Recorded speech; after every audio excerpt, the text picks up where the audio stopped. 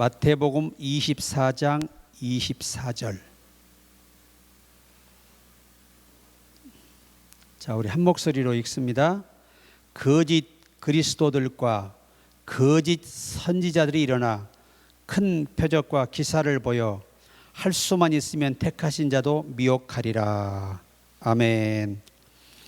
오늘 말씀의 제목은 거짓 선지자들의 미혹. 제가 앞번 시간에 사람의 미혹을 주의하라 말씀드렸고, 오늘 두 번째는 거짓 선지자들의 미혹을 우리가 조심해야 됩니다. 거짓 선지자, 가짜 목회자, 하나님께로부터 보내심을 받지 않고 하나님이 세우지 않은 모든 이 지도자는 거짓 선지자입니다. 거짓 지도자고. 자, 그러면 우리가 첫 번째, 거짓 선지자는 누구인가? 거짓 선지자를 영어로 false prophet이라고 합니다. false prophet. 거짓 예언자, 사이비 예언자라는 뜻으로 영문은 해석을 합니다. 특히 자기의 이익을 위해 거짓으로 선지자라 하거나 예언하는 사람들을 거짓 선지자라고 하는 겁니다. 예레미야 14장 14절에 여호와께서 내게 이르시되 선지자들이 내 이름으로 거짓 예언을 하도다. 나는 그들을 보내지 아니하였고 그들에게 명령하거나 이르지 아니하였거늘 그들이 거짓 계시와 점술과 헛된 것과 자기 마음의 거짓으로 너희에게 예언하는 도다라고 말씀합니다. 그러니까 이 거짓 선지자는 하나님께 주시는 영감을 받아 말하는 게 아니라 자기 마음의 감정에서 솟구치는 생각을 마치 하나님이 준 것처럼 예언한다는 거예요. 그리고 뭐 점쟁이들 점치는 거, 무당들이 점괘를 내는 것, 철학관, 모든 관상쟁이 다 이게 거짓 사람들이에요. 그들은 거짓된 예언들을 하고 있습니다. 또 우리가 마태복음 7장 15절에도 거짓 선지자들을 삼가라. 양의 옷을 입고 너에게 나오나 속에는 노략질하는 일이라고 말씀합니다. 그러니까 이 겉으로 볼 때는 양의 탈을 썼지만 겉으로 양처럼 보여요. 겉으로 볼 때는 정식적으로 목사 공부를 하고 또 과정을 마치고 또 은사 받기도 하고 신령한 것 같습니다. 그러나 그 속이 문제라는 거죠. 그 속에 성령이 계시지 않고 악령이 그들을 다스리고 있다는 것입니다.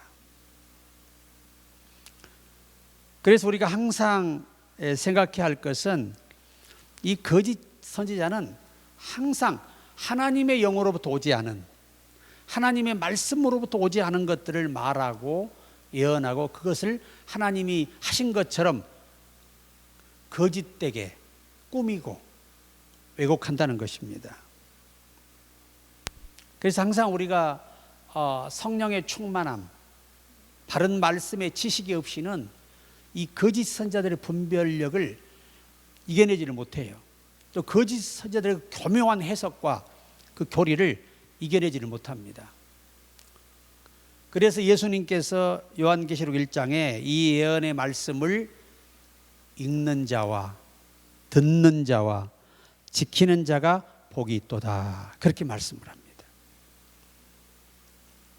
이 성경의 66권의 말씀이 아니면 그가 하는 말들이 거짓인가 아닌가를 분별할 수가 없어요. 그래서 우리는 알아야 합니다. 알아야만이 우리가 적에 대해서도 우리가 알아야 돼요. 그래야 내가 그 적과 싸울 때 그 적을 이길 수 있는 방법을 알게 되고 그걸 이길 수 있는 것으로 무장하고 대비하고 훈련해서 그 적의 약점을 파고들어 이길 수가 있는 것이죠.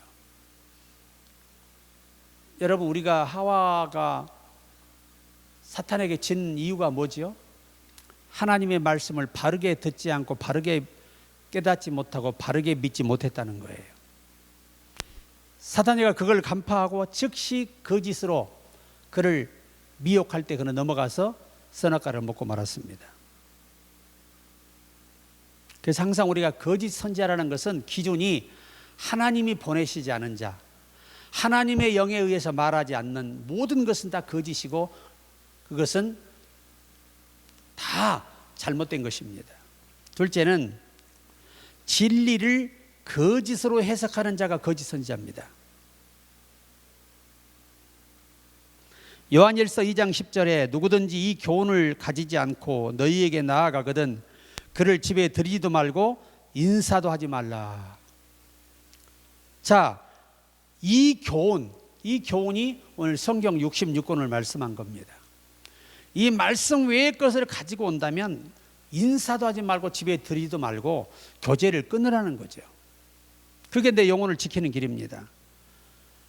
그리고 베드로후서 3장 16절에도 또 그 모든 편지에도 이런 일에 관하여 말했을 때 그 중에 알기 어려운 것이 들어 있으니 무식한 자들과 굳세지 못한 자들이 다른 성경과 같이 그것도 억지로 풀다가 스스로 멸망에 이르느니라, 이렇게 말씀을 합니다. 사도 베드로를 통해 주께서 하신 말씀은 이 성경을 억지로 해석, 자기 좋을 대로 해석하는 자가 가장 위험하다는 거예요. 그러니까 우리가 보통 이단들을 보면은 성경을 곡해합니다. 잘못 해석하고 자기들이 짜놓은 교리에 맞게 그것들을 해석해서 사람을 현혹합니다. 그럼 그런 자들은 어떻게 되느냐? 갈라디아서 1장 8절에 그러나 우리가 혹은 하늘로부터 온 천사라도 우리가 너에게 전한 복음 외에 다른 복음을 전하면 저주를 받을지어다. 이 거짓 선지자는 하나님의 말씀에서 벗어난다는 거, 그리고 하나님의 말씀을 정론으로 해석하지 않고 자기들이 이익이 있는 쪽으로, 유익한 쪽으로 해석해 사람들을 미혹한다는 거예요. 자, 성경 요절은 분명히 들이댑니다. 그런데 이 요절의 해석이 문제가 되는 거예요. 이단들은 왜? 자기 교리를 만들어 그 교리에 다 꽤 맞췄기 때문에 사람들은 성경인 줄 알고 속습니다. 이사야 30장 9절에도 대저 이는 패역한 백성이요 거짓말하는 자식이요 여호와의 법을 듣기를 싫어하는 자식이라고 말씀하고 있습니다. 이 거짓 선지자들은요 참 하나님의 말씀 듣는 걸 싫어해요. 그래서 스데반 집사가 이 성령이 충만한 가운데 참 복음을 전할 때 그것이 듣기가 싫어서 돌로 쳐 죽이잖아요. 그리고 바른 말을 전하는 사도들의 설교가 듣기 싫어서 그들을 때리고 옥에 가두고 죽여요. 이것은 뭘 반증하느냐? 하나님의 말씀은 사람을 깨우고 살리는 능력이 있다는 걸 확실하게 보여주는 겁니다. 오늘 우리도 하나님의 말씀에 벗어나서 해석을 하게 된다면 우리는 내 영혼도 보장받지 못하는 거짓 지도자가 되고, 또 성도들도 조금 성경을 배웠다면 성경을 자기가 원하는 대로 해석해서 이 설교하는 분들 굉장히 위험해요. 특히 교사라든지 학생부, 또 중고등부, 주일학교, 청년회 여러 가지 부서를 맡아 설교하는데 바르게 해석하지 않고 자기 나름대로 교훈을 삼아 설교하는 것도 매우 위험한 거예요. 항상 원칙을 벗어나면 안 되는 것입니다. 그래서 항상 성경 외의 말은 할 필요가 없는 거예요. 세 번째는 거짓 선지자는 거짓 환상과 거짓 예언을 한다는 것입니다.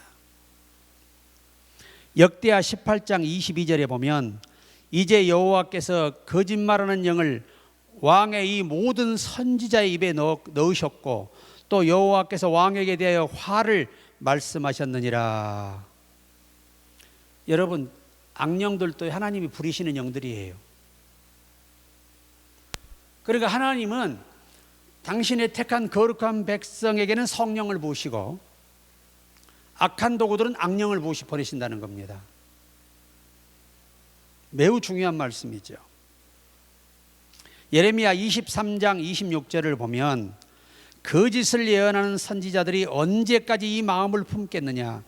그들은 그 마음에 간교한 것을 예언하느니라. 이게 예언이 중요한 게 뭐냐면 예언이 성령의 은사도 있어요.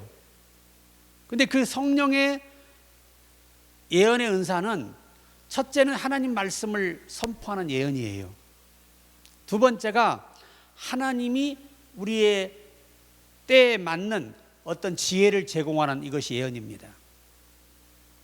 또 장래일을 알려주시기도 하지요. 또 우리 앞으로 다가올 일을, 어려운 일이든 또 기쁜 일이든 미리도 알려주실 수가 있어요. 왜 알려주느냐? 기도에서 그 타이밍에 그것을 얻게 하시기 위한 겁니다. 또 고난을 예고하는 것은 기도를 통해 고난을 오히려 복으로 바꾸라는 겁니다. 예언이 좋은 건데 거짓 선지자들의 예언은 마음에 악한 것을 가지고 교묘하게 그것을 하나님이 주신 예언인 것처럼 꾸며서 사람들에게 말한다는 거예요. 이것이 거짓 선지자들의 행태입니다. 행태. 또 우리가 예레미야 23장 25절에도 내 이름으로 거짓을 예언하는 선지자들의 말에 내가 몽사를 얻었다함을 내가 들었노라라고 말씀합니다. 그러니까 우리가 꿈도 이 신령하다라고 하고 은혜 체험한 사람들이 실수하는 게 뭐냐? 꿈을 꾸면 하나님이 보여줬대. 그렇지 않아요. 꿈도 사탄이 주는 꿈도 많아요. 사람의 영은 꿈을 꿀 수 있는 어떤 능력을 가지고 있어요. 이 영이 성령이 주는 꿈을 꾸면 신몽이라고, 악령이 주는 꿈을 꾸면 악몽이라고 하는 거예요. 무조건 꿈을 다 하나님이 보였다고 말하면 안 된다는 거예요. 굉장히 위험하다는 겁니다. 우리가 성경에 보시면 꿈에 대해서 예언한 분들 많지 않아요. 요셉, 또 꿈에 천사가 오르락내리락 꿈을 꾸었던 분은 야곱. 성경에 그렇게 많지 않아요. 꿈에 대한 이야기도, 또 일상에 대한 예언도 많지 않습니다. 대부분 하나님의 말씀을 백성들이 전하는 예언이 대부분이었습니다. 그러므로 우리가 이 꿈꿨다 몽사라는 말이 꿈꿨다는 말이에요. 내가 꿈에 봤다, 이거 굉장히 우리가 자연스럽게 쓸 말은 아니라는 것입니다. 이게 이미 다 하나님께서 예언을 해놓으셨어요. 거짓 선지자들에 대해서. 또 열왕기하 13장 18절에 그가 그 사람에게 이르되 나도 그대와 같은 선지자라. 천사가 여호와의 말씀으로 내게 이르기를 그를 내 집으로 데리고 돌아가서 그에게 떡을 먹이고 물을 마시게 하라 하였느니라 하니 이는 그 사람을 속임이라 말씀합니다. 여러분, 우리가 이 참 비극적인 것이 열왕기상 13장 18절부터예요. 늙은 선지자는 하나님께 지금 쓰임받지 못하고 있는 선지자. 이 하나님의 사람은 현재 하나님이 쓰고 있는 선지자예요. 그런데 여호와께서 뭐라고 하셨냐면, 한 지역에 가서 예언을 하고 내 말을 선포하고 어느 집도 들어가지 말고 물도 먹을 것도 먹지 말고 내가 명한 곳으로 돌아가라고 말씀했어요. 그런데 이 늙은 선지자가 거짓말을 한 거예요. 나도 선지자라. 어젯밤 꿈에 여호와께서 천사가 당신을 집에 데려다가 대접하라고 했다, 이렇게 거짓말하는 걸 속았어요. 그래서 그 늙은 선지자 집에 가 물 먹고 떡을 먹다가 가책이 옵니다. 그리고 그가 그때 깨닫고 후에도 때가 늦어요. 돌아가다가 사자가 물어서 죽어요. 오늘날 기도한다는 사람들에게 문제점이 많아요. 뭐 조그마한 꿈을 꾸면 하나님 보여줬다 그러고, 조금만한 이상한 내 마음의 느낌만 와도 이게 성령이 내게 지금 말씀한다 그러고, 굉장히 위험한 거예요. 저와 여러분, 말씀 중심의 신앙으로 가야 됩니다. 사드락 메 아벳느고 환상도 보지 못하고 꿈도 못 꿨지만 말씀을 믿는데 죽음을 초월하잖아요. 우리 그런 믿음이 됩시다. 자, 그 다음에 우리가 또 예레미야 27장 15절에 보면 여호와께서 말씀하시되 내가 그들을 보내지 아니하였거늘 그들이 내 이름으로 거짓을 예언하니 내가 너희를 몰아내어 너희와 너희에게 예언하는 선지자들을 멸망시키기에 이르리라 하셨나이다. 하나님이 보내지 않은 자들의 행태가 그래요. 우리는 알아야 됩니다. 이들은 사탄의 영을 받아서 거짓 진리, 거짓 예언, 거짓 환상, 거짓 꿈, 성경을 억지로 해석해서 할 수만 있으면 택하신 자들, 지금 예수 잘 믿고 있는 사람들을 꼬여서 넘어뜨리잖아요. 신천지가 그 짓을 했잖아요. 넷째는 거짓 선지자들은 거짓 종교를 세우고 사람들을 미혹합니다. 이것이 마지막 때가 되면 흥하게 된다는 겁니다. 오히려 이 개신교보다 훨씬 더 그것들이 잘 된다는 거예요. 그래서 요한계시록 2장 15절에 이와 같이 내게도 니골라당의 교훈을 지키는 자들이 있도다라고 말씀합니다. 요한계시록 2장 6절에 오직 내게 이것이 있으니 내가 니골라당의 행위를 미워하는도다. 나도 이것을 미워하노라. 이 니골라 집사는 초대교회 7 집사 중에 한 사람입니다. 그런데 그가 은혜 생활하다가 영이 잘못된 거예요. 그래서 거짓 환상을 보고 거짓 음성을 듣고 성경을 교묘하게 풀다가 아예 당을 만들어, 오늘 같으면 이단 단체를 만들어 나간 거예요. 초대교회에서. 예수님이 직격하셨습니다. 나도 그 단체를, 당을 미워한다는 겁니다. 그 말이 무슨 말이죠? 성경의 해석이 빗나갔다는 겁니다. 하나님의 성령으로 일하지 않는다는 겁니다. 그 단체를 만든 것이 주의 허락하심이 아니었다는 것입니다. 여러분, 오늘날 이단 종파가 얼마나 많은지 아시죠? 뭐 불교 이런 거는 사입이라고 말하는 거예요. 아예 성경에서 빗나가는 사람들. 그런데 그 외에는 기독교라는 이 이름을 사칭하고 또 성경을 인정하는 것처럼 하면서 사칭하고 거짓되게 해석하고 그 집단을 이루어서 큰 단체를 이루는 이런 단체들을 주께서 미워하신다고 말씀하고 있습니다. 마지막 때 그런 일이 비일비재하다는 겁니다. 디모데후서 4장 10절에 대마는 이 세상을 사랑하여 나를 버리고 데살로니가로 갔고 그레스게는 갈라디아로 디도는 달마디아로 갔고라고 말씀합니다. 이 대마가요 세상을 사랑했다. 바울의 제자였거든요.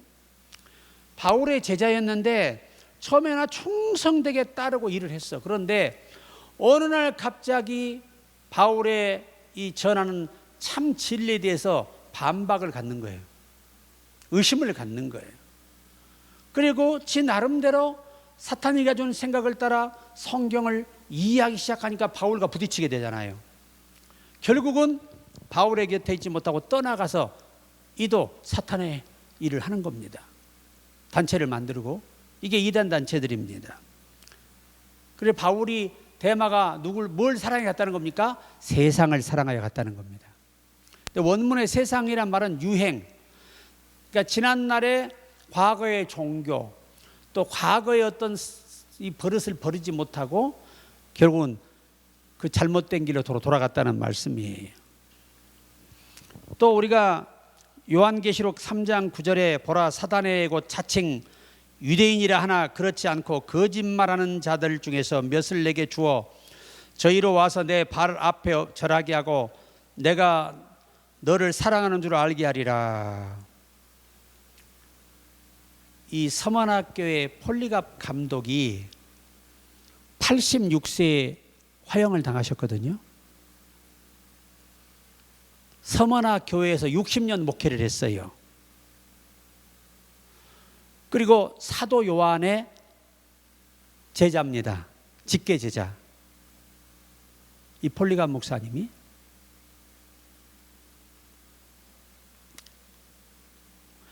그런데 60년을 목회했는데 이 서머나 교회가 계시록에 나오잖아요. 이게 노마의 경계선에 있어요. 접경선에. 그래서 노마의 박해가 시작돼서 이 성도들이 급하니까 시골 농가로 폴리갑 목사님을 피신을 시켜요. 그런데 이 노마의 군인들이 그 교인들 둘을 잡아다가 고문을 하는 겁니다. 그래서 그 농가를 갖다 있는 걸 다 알려줘 버려요. 고문을 못 이겨내고. 그래 잡으러 갔는데 이 폴리갑 목사님이 그 잡으러 온 군인들에게 아주 친절하게 식사 대접을 하는 겁니다. 그리고 내가 1시간만 기도할 수 있는 시간을 달라 그러니까 그 군인들을 앉혀놓고 거기서 하나님께 기도하는 거예요. 1시간 하겠다는 기도 2시간, 2시간 반이 흘러가는 겁니다. 그런데 그 군인들이 두려워 떨었다는 거예요. 그 기도하는 순간에 그 공의가 얼마나 거룩한지. 그리고 잡혀갔더니 그 형 집행관이 가이사를 주님으로 믿고 네 종교를 부인하라, 그러면 살려주겠다. 그랬더니 이 폴리갑이 뭐라고 하냐면,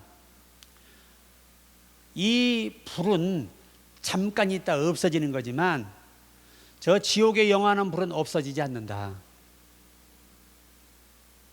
그러면서 한 번도 예수님은 나를 86년 동안 버리지 않으셨는데 어찌 내가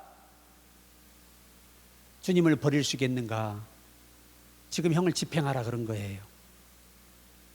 그래 이제 10개의 손톱, 발 10개를 뽑아도 말을 안 들으니까 화형을 시키는데, 그 어마어마한 군중을 이 경기장에 모아놓고 화형을 시켜요. 화형을 시키는데 이 화형대에 서 있는데 불이 타오르잖아요. 불을 지피니까. 그런데 그 실제 상황을 보고 기록한 제자의 기록이에요. 그 당시 그 사형 현장에 있었던 그 성도들이 기록한 거예요, 이게 실제로. 그런데 그 불이 안에 있는데 밖으로만 불이 타는 것처럼 보인 거예요. 평화롭게. 마치 사드락 메삭 아벳느고가 그 풀무불에 던져졌을 때 불은 타는데 사람이 타지 않잖아요. 그런데 사람 타는 냄새가 그들의 코에는요, 이 그리스도인들의 코에만 빵 굽는 냄새로 나더라는 거예요. 그리고 이 폴리갑 목사님 천국으로 이제 입성하셨지요. 그 당시에 얼마나 거짓 유대교의 지도자들, 또 성도들, 로마에, 가이사가 당신의 신이니까 로마는, 그런 그 불의와 싸워서 이기시다 결국은 순교를 결정하시고 순교하셨어요. 거짓과 싸워서 이긴 것이죠. 그 폴리갑의 제자가 훗날에 이 기록을 남겼는데, 나는 지금의 일보다 그 폴리갑 자기 스승님의 순교 장면이 영원히 잊혀지지 않는다는 거예요. 이건 실제 사실이고 실제를 그들이 기록으로 남겨놓은 것입니다. 거짓과 싸우는 사람들, 어쩌면 목숨을 버려야 될지도 모릅니다.